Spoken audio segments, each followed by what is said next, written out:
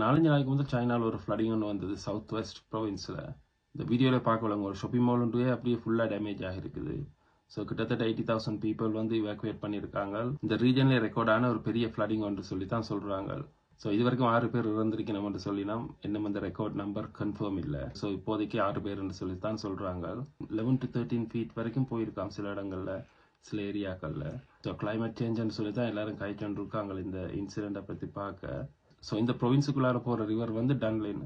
So அந்த river தான் இந்த ஏரியாக்குள்ளால போகுது. ஸோ அந்த ரிவர் வந்து ஓவர்ஃப்ளோ ஆகி தான் இந்த ஃப்ளடிங் வந்திருக்குது இந்த மழை மூலமாக. ஆனால் சைனா வந்து இப்போ கிட்ட பெரிய டேம்கள் கட்ட வலிக்கிட்டவங்க. அவங்க தான் இப்போ உலகத்தில் இருக்கிற பெரிய டேம்ஸ் கட்டி கொண்டிருக்கிற ஒரு நாடு. உலகத்தில் இருக்கிற பெரிய டேமும் 3 Gorges டேம்னு சொல்லி ஒரு டேம் கட்டினவங்க கிட்ட இல்லை. அதுதான் உலகத்தில் இருக்கிற பெரிய டேம். ஸோ இதை மாதிரி இவங்களுக்கான டேம்கள் கட்டி கொண்டிருக்காங்க. டேம் கட்டுறதால வர பிரச்சனை என்னென்னா தண்ணியை கண்ட்ரோல் பண்ண வலிக்கிட்டா இப்போ ஹெவி ரெயின் ஒன்று வந்துச்சுன்னா கண்ட்ரோல் பண்ணலாம் போயிடுமா. ஸோ அந்த கட்டின டேம்ஸ் தான் இதுக்கு காரணமான்னு சொல்லி கேட்டால் அது ஷுவர் இல்லை.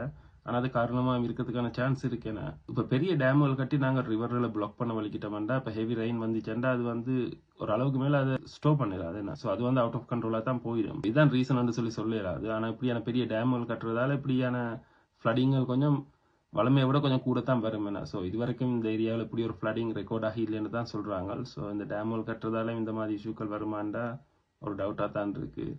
இந்த சைனா டேமுக்கு பெரிய ஒரு கன்ஸ்பிரசி தியரி என்று போய்கொண்டிருக்கு. ஸோ சயின்டிஸ்ட் மாதிரி சொல்றாங்க இவங்க இப்படி கட்டுற டேம்களால உலகம் சுத்துற ஸ்பீட் வந்து குறைஞ்சிருக்கான்னு சொல்லி. ஒரு நாளைக்கு 0.8 செகண்ட் அங்கேயோ குறையுதாம் இந்த டேம்கள் மூலமா. ஸோ அது எவ்வளவுக்கு உண்மையோ பெய்யோ தெரியாது. இவங்க கட்டுற டேமால உலகம் சுத்துற ஸ்பீட் குறையுதுன்றது ஐ டோன்ட் நோ, எனக்கு தெரியாத பற்றி இருக்க தேடி தான் பார்க்கணும். அதில் ஒரு கவடிவா